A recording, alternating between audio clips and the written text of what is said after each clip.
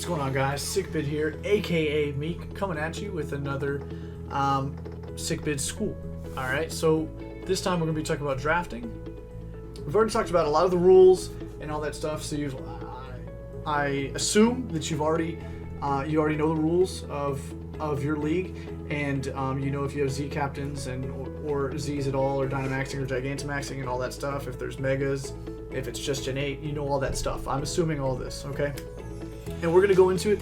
What I have is a notepad over here because I think that writing these things down so that some people need to visualize these things, some people just need to hear it talked through, and some people just need to be shown how it works.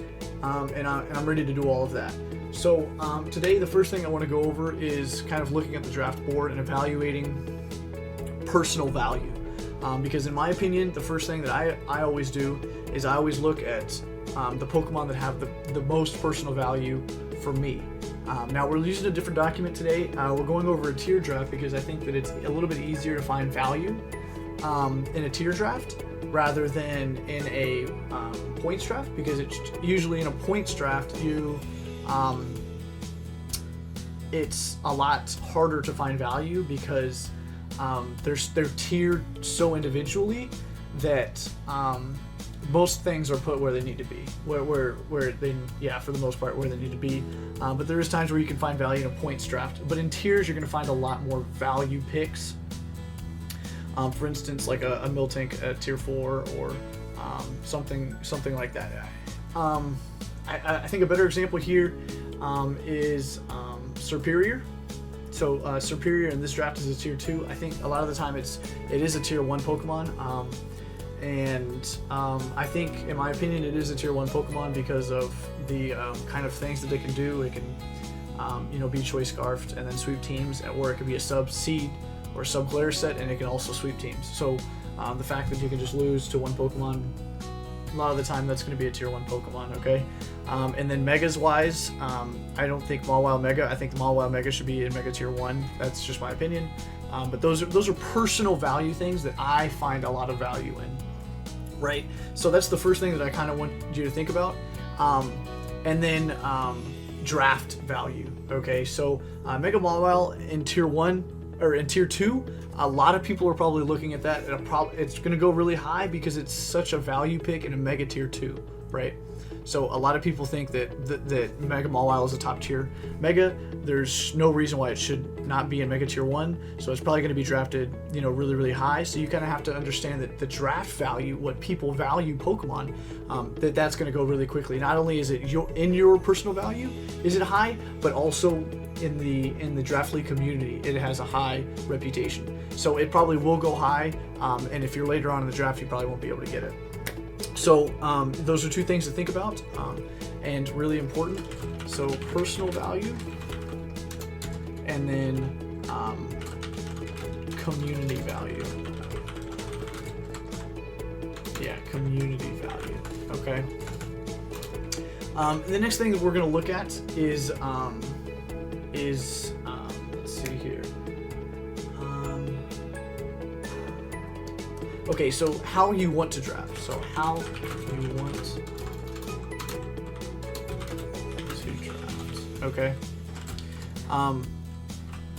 We'll go 1. So this could be kind of outline style. So the first thing that you want to look at is you want to look at your personal and community value. So if you think that, let's say Corviknight would be in tier 2 here. So that's obviously a tier 1 mon, right?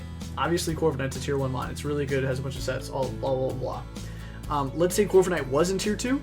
You find a personal value in that high, and also your community value is also high. But so that's something that you could think about picking round 1 because you know it should go quick, and you know that you also want it, right? So that's something that you need to grab quickly.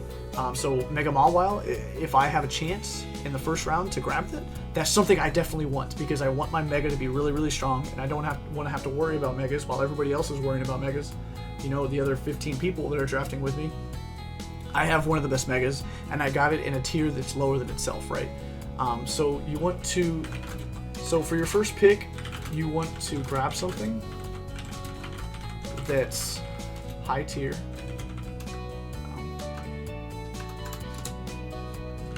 something high tier that you find lots of value. So that's the first thing, is you want to find something that you really like, that you like to use, that's in a good tier, that's tiered correctly, and that you want to build with. Okay, so Mega Mawile is great. You know, whatever it is, I would highly recommend Steel Dragon or Fairy Pokemon as your first pick. That I really highly recommend that you get a Steel Dragon or Fairy Pokemon. It's not crazy, it's not insane to go get Cinderace. You know, with Libero allowed. If he has Libero, I think that's a great mon to take. So he's a fire type, but really he can be any type. You know, Landorus is a great first round pick, and then you have Tornadus T. I mean, you have a bunch of really good first round picks. Gallade Mega right there, really good first round pick. Lopunny Mega, great pick. Those are all not Steel Dragons or Fairies, but I'm saying for the most part, you want to grab a Steel Dragon or Fairy for the most part, because they're really strong, and Fairy and Steel are two of the best types in the game, in my opinion. So I would really recommend getting those first. So that's finding value for yourself. You also want to draft something that you know that you'll have fun with. Okay, this is maybe it should be number one, but this is a really important fact, or an important thing to do. Because if you don't draft something that you're not gonna have fun with, it's not gonna be fun to play. It's not gonna be fun to build with, and eventually you're going to not want to play your games and not really enjoy Draft League. And the whole reason that you're playing Draft League is to enjoy it. Okay. And if you're super competitive, then maybe to be competitive, you're gonna want to draft something that you like. So that's super important. Okay, number 3, draft something that has that you potentially build synergy with. Okay, so when you're thinking about drafting, okay, let's say you got past the first 2 rounds, right, and you have a fire and a water Pokemon, we'll go Dragon and Steel. So let's say you drafted Dragapult first, and then you got Mega Sizor. Okay, really fantastic Pokemon, right? The most important thing about drafting is synergy. It does not matter what is the best on the board. Okay, it does not matter. You want to get synergy, and that is the most important part, because your team will fail from one Pokemon being Choice Scarfed and having an ice move if you're weak to ice, or a Fairy spammer if all your whole team is weak to Fairy because you really just wanted to go Dragon, for whatever reason. It's super important that early on in the draft that you really get things that go well with each other. I mean, all throughout the draft, but eventually in the draft, when the later rounds come, you're getting gimmick stuff, or maybe just really nitpicky things that you didn't get before.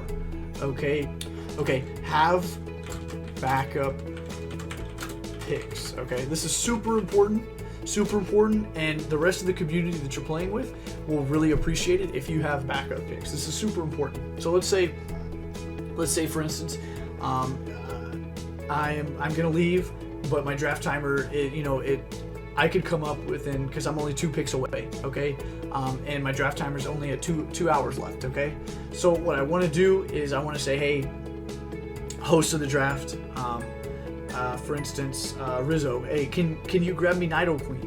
And if Nidoqueen's not there, grab me Nidoking. And lastly, you know what?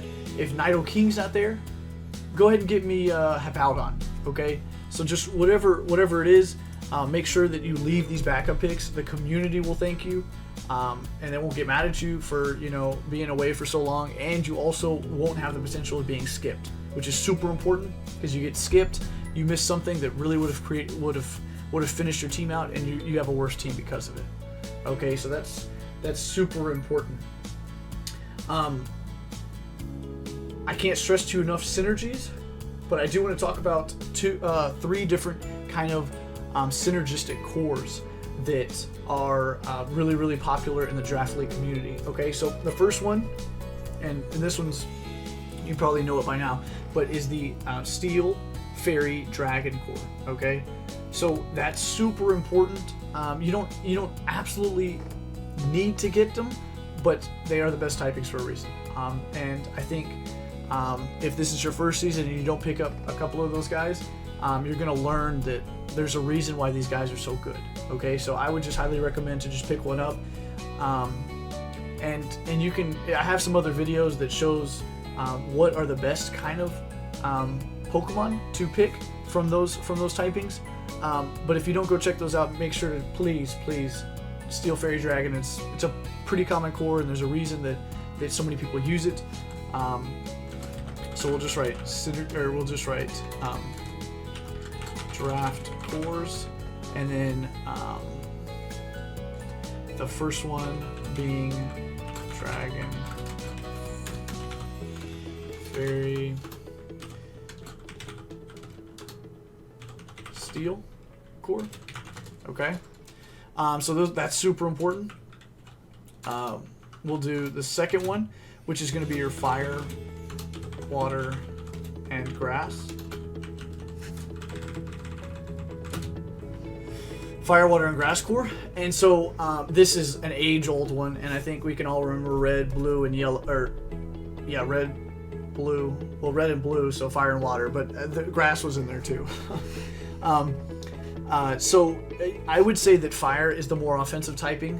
It wants to do, damage for the most part. Water is your defensive typing. Okay, so you see that fire does not beat water, so water is just the defensive typing because fire's the offensive typing. It's not always like that. There's Pokemon, of each element that are offensive and are defensive, right? So there is defensive fire types. They're just less common. But for the most part, a bunch of the waters are defensive, and then your grass is your utility. Okay, so like Leech Seed is a utility move, Stun Spore, Poison Powder. Those kind of moves that they're not necessarily physical all the time, but they still can do something, and they bring use to your team. Because you don't just want 6 attackers, right? Because you're just going to get beat by bulk or different things like that. There's different play styles that beat just offensive play style, right? So you want to have a little bit of everything, and I think the Fire, Water, Grass core really helps you do that. The next core that we're going to talk about, and this is a less common core, but it's still really good, and it's Psychic, Dark, and Fighting. So the Psychic, Dark, Fighting, you can say it any way you want to. Psychic, Dark, Fighting core is really, really good, and it's strong for a lot of reasons. So the offensive typing here is the Dark, or the Fighting type, okay, and then the defensive typing here is Psychic, and then the utility typing here is Dark. Okay, so Fighting or Psychic beats Fighting because here Water. So Psychic is Water, Fire is Fighting, so Psychic beats Fighting, right? And then Utility beats, so Utility is Grass and Dark. So Utility beats the defensive typing. Utility, defensive, offensive. Does that make sense? Or what am I asking? But that's how that core works, okay? And those are really, really strong typings too. And if you can match a couple of these up, like a Dragon Fire, Dragon Water, Dragon Grass, that's awesome. Fairy the same way with any of these cores. Any of these cores are transitional, and they're really good. It's super important to get, if you're able to get 2 of them at the same time, wow. Ferrothorn's not a crazy great mon, but because it's a grass and a steel type, it's in tier 2 now. So that's something to think about. It's a really defensive Pokemon, but it also has really good utility. So that's why those two match up so well. So I think that's really interesting that it works out like that. The next thing that we're going to talk about here is the types. So types of Pokemon that you need to draft. Okay, so in my opinion, these are just going to be kind of some things and some typings that I think that you absolutely need, whether it be moves based, typing based, just things like that I would recommend that, or I would highly recommend that you get in your draft, and this will help you make a more complete draft and give you a better chance at winning a championship, in my opinion. So the first thing we're going to talk about is bulky waters. Okay, so bulky waters have always been really, really good, and there's a good reason for it. You can see that in the core, obviously this is the tank, right? So this is the tank. Here is the water typing, and there's a reason that there's so many really, really good high tiered fire Pokemon, right? Is because they get a lot of the best moves, they get a lot of best offensive coverage. That's just the reason why they're so good. And even in tier 2, you have a lot of offensive fires. Okay, so getting a really good bulky water. This is not in order in which you should draft these Pokemon. These are in order of the things that I think are important to the draft. So I think a bulky water is a really good way to balance a draft that is either really offensive or really defensive. You can meet in the middle here by finding a bulky water, because they're just naturally good in all play styles. Okay, they just work. The next thing that I want to talk about is a physically offensive fire type. So the reason why you get a physically offensive fire type is because you will be immune to Will-O-Wisp, 1, and immune to burns in general. So burn is a status condition, and there's I think there's 6 status conditions. But the reason that you want a physically offensive fire type, for the most part, it's okay to have a especially offensive one, but for the most part, physically offensives are usually better, in my opinion. And the reason why that is because the getting burned. So having that ailment, that status ailment, it halves your attack. So if you have a physically offensive fire type, you will never get burned. Your attack will never be half of what it should be.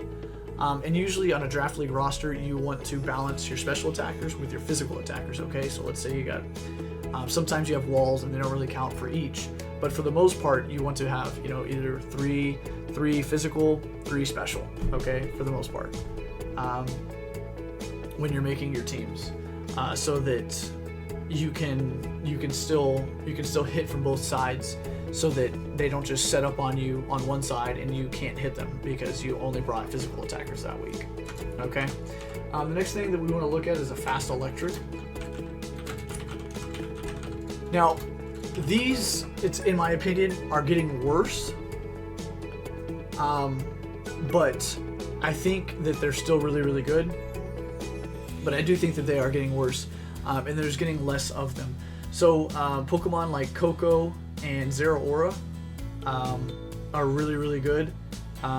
There's a couple of other low tier ones. Jolteon is a low tier one.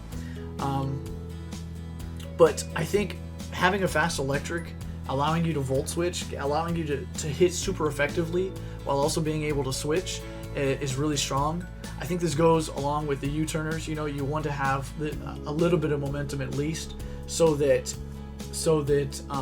you are always playing ahead, one step ahead, essentially, of your opponent. Picking when to attack and when to switch, right? So getting that chip that really, really matters, and eventually at the end of the game, when your sweeper comes in, you're able to clean house because you're able to get enough chip on other Pokemon to win the game. So I think fast electrics are really, really, really good. I think they're getting worse, but I don't think they're anywhere close to being extinct, and I think they still have some longevity here. So the next thing that we want to go over is ground types. Okay, so ground types are pretty important, and I know that y'all are just looking at this and y'all are just seeing, okay, hey, he's just going over typings, but that's not what I'm trying to do. What I'm trying to do is I'm going over things that are important to get, because, hey, there's a reason why these are numbered. Okay, so it's not in order of the way you should draft them, but it is in order of importance to have. Okay, so ground types I think are fourth best in terms of typings that you probably need for the most part. So ground types are really, really good. For one, they're immune to electric, so you stop all these fast electric guys. You make them have to think twice. And they're also another defensive typing that you can really rely on to set rocks and different things like that. The next thing that I want to talk about is going over immunities. So just like we talked with ground types are immune to electric, ghost types are immune to normal and fighting, and normal types are immune to ghost. So there's kind of, there's a whole bunch, there's some other immunities, but for the most part, having immunities is really, really good, especially the more offensive that you play, the more that you'll be relying on immunities to help you kind of counteract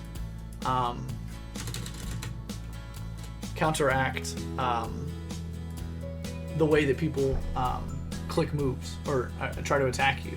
Okay, for instance, like people that are grass mons that use utility moves, other grass Pokemon are immune to those. Okay, so that's important when thinking about, like a Serperior. If he tries to click Leech Seed, I bring my grass Pokemon in and I can beat Serperior at the same time, then I'll be immune to his Leech Seed and I can just attack him and worry about it later, right? So I think that's really, really strong. So those are some things to think about when you're drafting. The next thing I want to talk about is hazards. So there's a couple of different forms of hazards. We'll just go through what I recommend that you have. So I would say that Stealth Rocks is the most important one in my opinion, and I would recommend 2 of these. That's what I would do. I would recommend 2 of them. Some people say 3, some people say 4. I recommend 2. And I would recommend that they're different typings. One of them, if one of them's rock and, whatever, and then the other one's like ground and whatever. If you're able to get other typings and cover other cores while also getting a Stealth Rocker, I think that's really strong. I mean, Uxie's a good one, Mesprit, those guys are pretty good at laying rocks, and they're really strong. So you want your Stealth Rockers to be a little bit more defensive.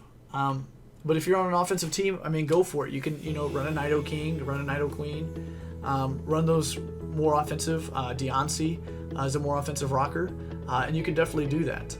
I think the next thing that we should talk about is spikes.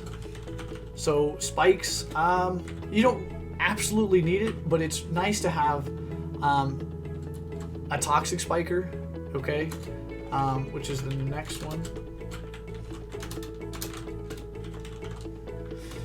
I would recommend one of them. I would say either or with these guys. I would say either or with these.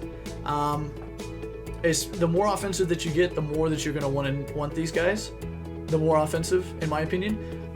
But if you're playing like a defensive, well, actually they're really strong too. I think Toxic Spikes are a lot better than regular spikes. I think Stealth Rocks are more important than all these guys. So maybe I should rank them. Yeah, I'll rank them so that's better. 2 and then 3. Okay. Right. So that's what I would do. That's just my opinion on it. I think you should also have a Sticky Webber. This is absolutely not necessary. I'm just gonna say optional. This is definitely optional. I think it could be strong, and it gives your opponent something else to prep for. Which giving your opponent more and more things to prep for is always going to be good. And the way you do that is just having a good draft, having a good overall draft with a lot of different typings, a lot of different ways to win games, right? So Sticky Webber, that's just another way of winning a game, right? Slow everything down and then pummel it with harder offensive options. So Sticky Webber's really, really, really good. I would say you don't need it, but it is good. Just in case somebody doesn't know about what sticky webs do, it just lowers your speed by 1 stage. Okay, so if you were 370 speed, you would go down to about 290. So you would just cut it in a fourth. Okay, so there's that. The other side. So the other side is removing. So removing hazards. Okay, so there's 3 different things. It's defog, which is probably the most common and the easiest to get, and that's defoggers. I would recommend 2. Because it's a really strong way. It also lowers your opponent's evasion, so you do have to kind of be wary of that, but for the most part that's not going to come into play unless it's like superior, because you would heighten his evasion instead of lowering it because of his ability. But moving on. So defog, that's really good. It takes away all the hazards all at once. So let's say you have 3 layers of spikes, 2 T spikes, stealth rocks, sticky webs, blow it all away with defog. Okay, so that's really, really good. The next one I want to talk about is rapid spin, which is a move it's pretty good. It is blocked by ghost types because it's a normal type move, again talking about the immunities, but for the most part there's not that many ghosts. Maybe there's more, it's more prevalent now, but for the most part, rapid spinning is pretty good because it only clears the hazards off of your side. Again, it takes them all away if you use it one time, but is only blocked by ghost types. So that's pretty good. It's also now in this generation, in Generation 8, it also boosts your speed by 1 stage. So that could be something interesting.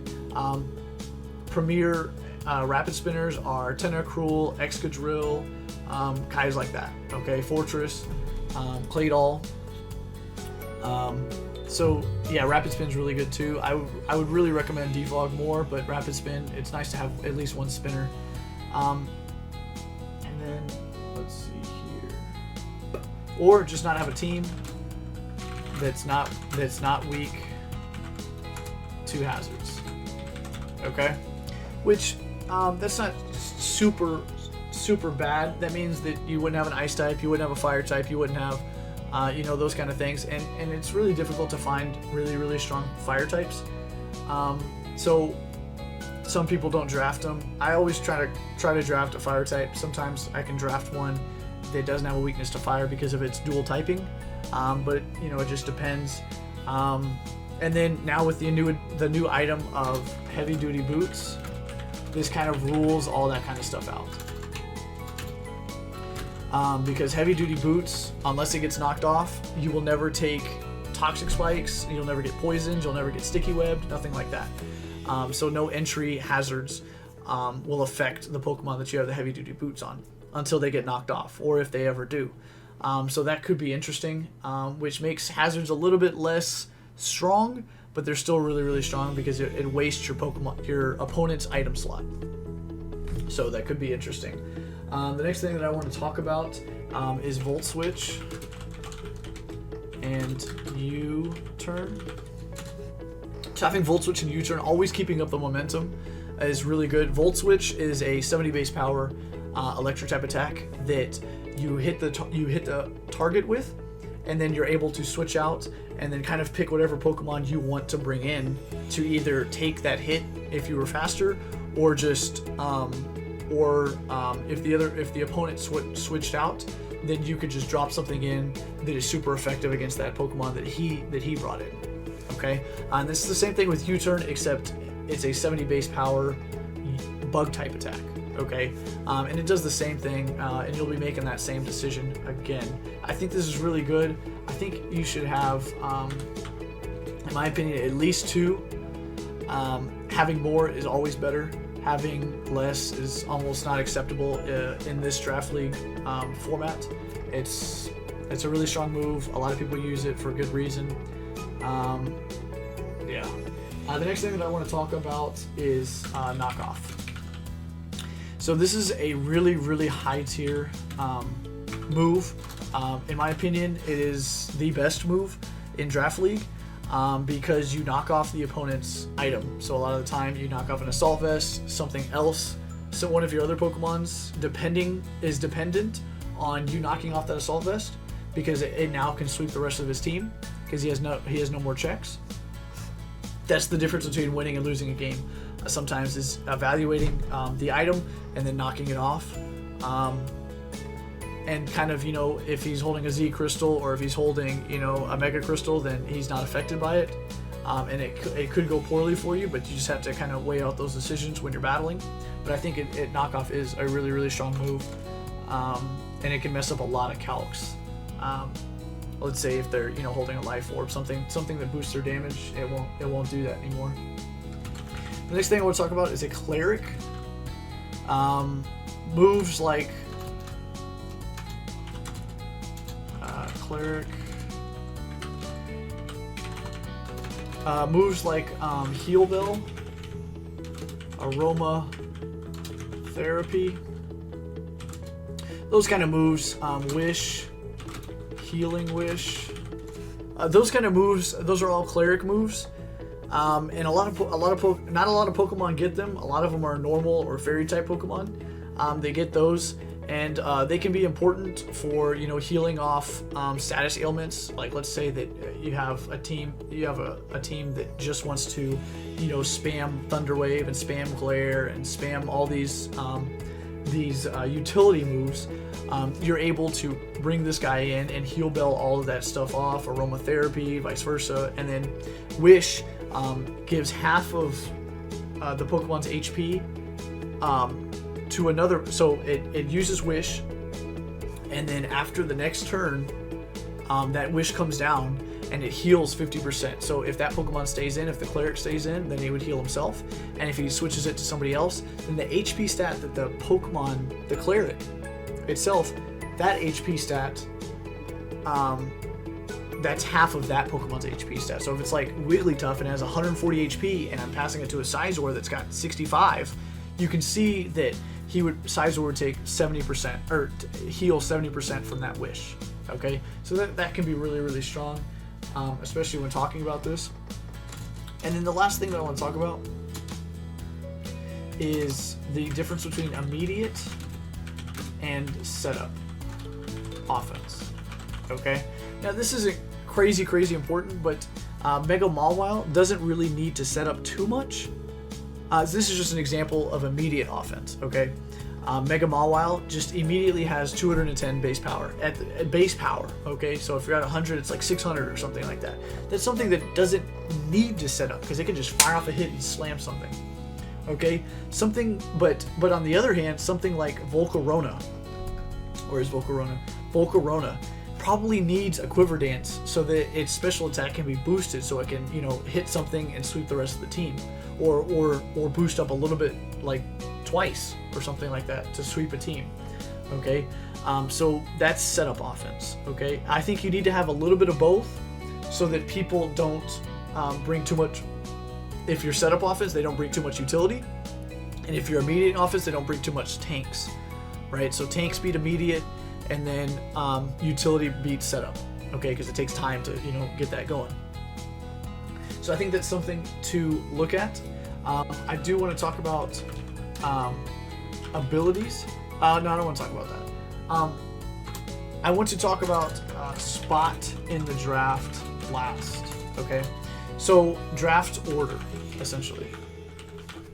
All right, let me make sure that we're all good here. All right, that looks good.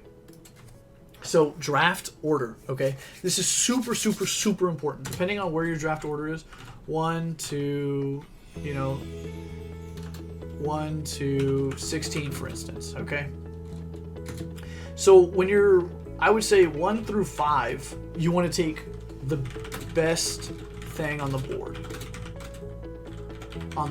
Okay? Best thing on the board. That's my opinion, okay? I think you should take just whatever is the best. So like in my case, I'd take Mega Mawile if I'm 1 through 5. Or I might even look at these guys to see if what's really good to take. Or I might take Cinderace, or I might take Dragapult, I might take something like that, Zygarde 50, one of the Tapus maybe. So one of those guys, a really top tier threat that I knew that would never make it back to me. Celesteela, I don't even know how it passed over Celesteela. Wait, is Celesteela banned?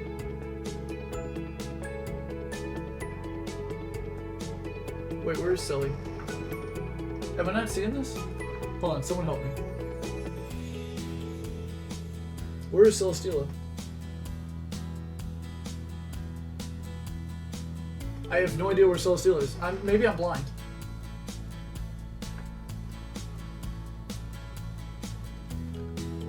Okay, we'll move on. I'm sorry. I just had like a crazy thought, like Celi's not there. That's one of my favorites, so I don't know why he's not there. Maybe Cosmic Power or something. So you want to take the best thing on the board because you have such a high tier pick, and if you don't take it and you let somebody else take that Pokemon, then you would allow yourself to get leapfrogged when it comes back to you. You would be sitting there with a lower tier 2, most likely, a lower tier 2 and a high tier 3.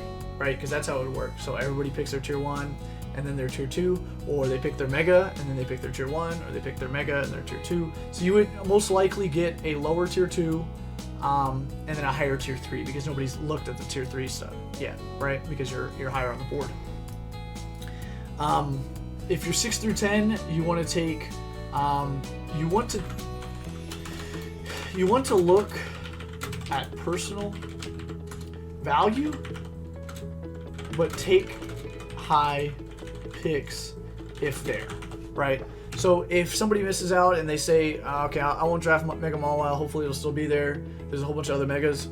Take them on. All right. If there's something high there still, act like you're 1 through 5, and then get something great on the way back. Okay. That's just my opinion. But I think for whether you're 1 through 16, you want to take really high. You want to take something you can play with. All right, let me.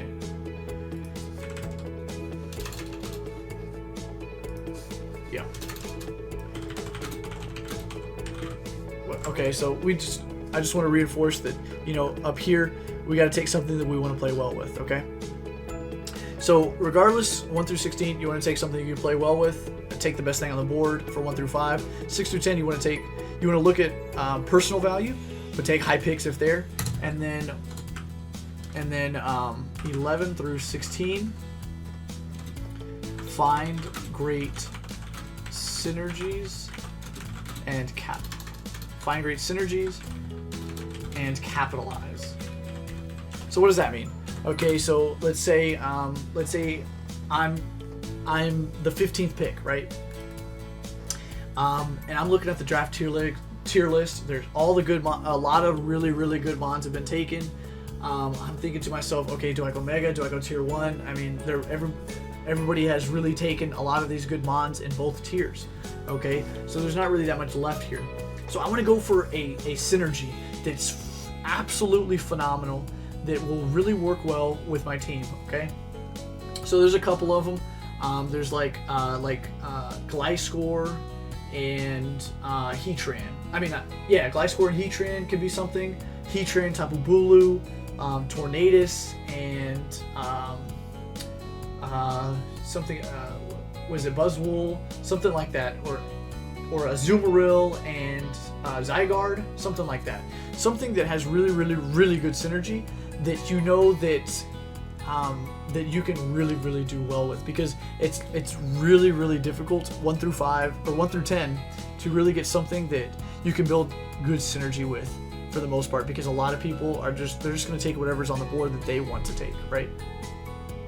So it's really difficult unless you're near one side or the other. Most of the time, it's going to be on the first back around, so 11 through 16 in the first round, where those synergies are really going to be. They're going to look a lot better because you're taking stronger mons. You're taking the strongest mons first, right? You're taking two of them really, really close together, okay? So that's really, really important to look at, and so that's why I think that 11 through 16, I find a lot of value, and I love being, one of the last picks.